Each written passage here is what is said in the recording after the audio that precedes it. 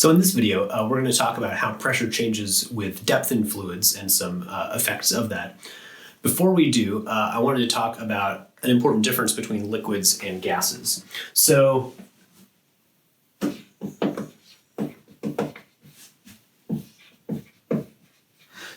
the biggest important difference between liquids and gases that we're going to run into is that if we have some amount of liquid or gas and we increase its pressure, like we push on it harder with a piston or put it in some box and compress it, or, I don't know.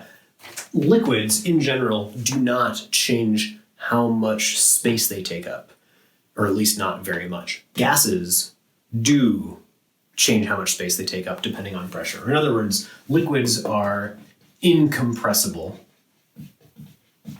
and gases are compressible. Now this is a matter of degrees. Gases, it is relatively easy to change their volume by pressing on them, although if you don't push very hard, you won't be able to get them to compress. And liquids, for typical pressures, it is, you are not going to change their volume. Of course, if you push hard enough, you will be able to compress any liquid at least some amount. In the case of water, as you go like deep into the ocean and the pressure gets really high, as we will see in the equation we're about to learn about, the density of the water increases by, I think, a couple percent. Like the pressure is enormously high and the density only increases by a couple percent. So the volume has only gone down by a couple percent. So that's what we mean when we say incompressible. Over practical pressures that we're applying, we are not going to change the volume of a liquid by really any significant amount. All right, and this of course has implications with the density. So the point of this is that for liquids, because they're incompressible, our density is pretty much constant no matter what we are doing to it in terms of pressure. With gases, that is not true. Our density changes as the pressure of that gas changes. So that's what I wanted to get to before we deal with this. Okay, so if we have a liquid, if we have a fluid that is feeling gravity pulling on it, so this applies to the air and water on Earth, but potentially not on water in the middle of outer space or something like that. So if we have gravity applying to gravity pulling on a fluid, the pressure is going to change with our depth in the fluid.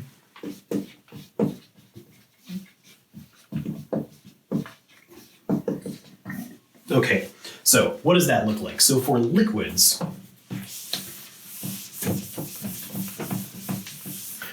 let's imagine that we have we can imagine this is like a swimming pool, or this is like a beaker of water, or whatever. It doesn't really matter. So this is our liquid in here. And I guess we have air up there. And we want to know what the pressure is at some point below the surface of the liquid. Okay, so move this off to the side. Liquid, okay. So this distance below the surface, I am going to call y. And we know that the air at the surface has some pressure, right? So this is, we can call that the pressure of the environment. I'm going to call this the atmospheric pressure. If we're measuring, if this is air at the top of that. This doesn't have to be atmospheric pressure. This could be from something pushing on top of the liquid, or there are other possibilities. Anyway, so at this point, the total pressure is equal to this atmospheric pressure at the top plus how much pressure is caused by having this depth of water above this point. And the pressure, the additional pressure that you get from that liquid depends on how heavy the liquid is. It depends on how strong gravity is, and it depends on how deep that is. So in other words, it is rho times g times y. So the density of the liquid times 9.8 times whatever this distance is. So this is basically the gauge pressure compared to this this atmospheric pressure of the air. You know, the air pushing on top of that. Okay, so that's it. This is our equation for how pressure changes in the depth with changing depth in liquids. So why have I specified liquids? Why doesn't this work for something like air? Well, conceptually it does. If we are at if we're in a fluid like air, like Earth's atmosphere, and we change our height within that, we change our depth in the atmosphere, we do change our pressure. What is different is this relationship does not look linear with depth anymore. It's not just this simple linear dependence on y. And the reason is, if we imagine we have our container full of air,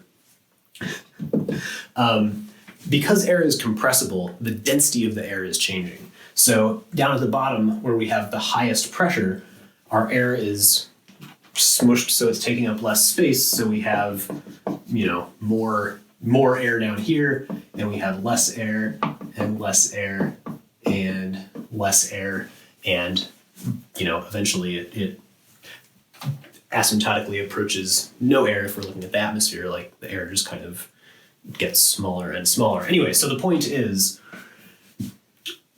this equation comes from the weight of the water or the liquid that is above you.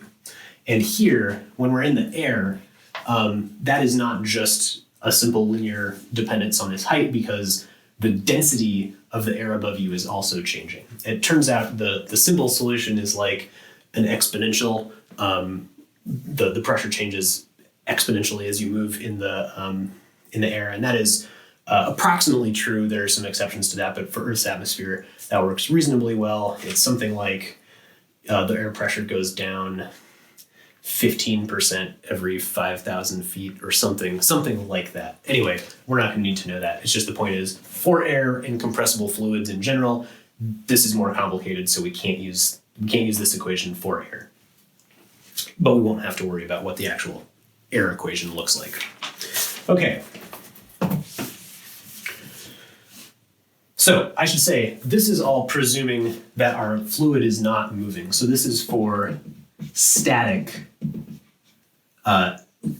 fluids. If things are flowing around, we will be able to deal with that in future videos, but we can't necessarily apply this equation. So this is only true for static fluids that are not flowing. Okay. Another cool result of that is that if we look at these different points along here, like at this same depth, all of these points are at the same pressure, right? If they all have the same depth, they all have the same value of the pressure. And in fact, that's true for even more complicated situations. If we have something like this, where we have a container filled with water or some liquid, and we know the pressure at this point, because we know its depth below the surface of the water. Not only is this point the same as the pressure at this point, because they're at the same depth below the surface, it's also the same as the pressure at this point, even though there is no surface directly above this point, right? There isn't a water surface, this height y above it anymore. But basically, all of these points have to have the same pressure because they're all at the same, even though they're not at the same depth below the surface. Even though this is not below a surface up here, they are all at the same height, and so they are all at the same pressure. So in other words, so P is constant for constant height or depth within this fluid. So we can move, we can move at the same, from points of the same height, and the pressure will not change. I say within the fluid here because now if I have, let's just do one quick thing.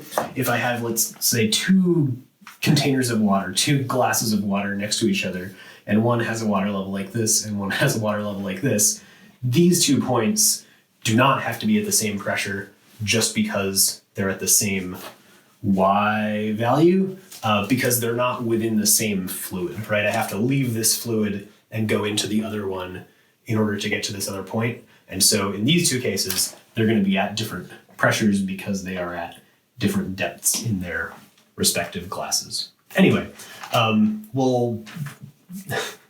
we won't be dealing with things that look like this very often, but I just wanted to point out that that's what I mean here when I say within the fluid. So if we move from one continuous fluid to another continuous fluid, this is not necessarily the same anymore. All right, great. So let's look at one application of this, and that is the barometer.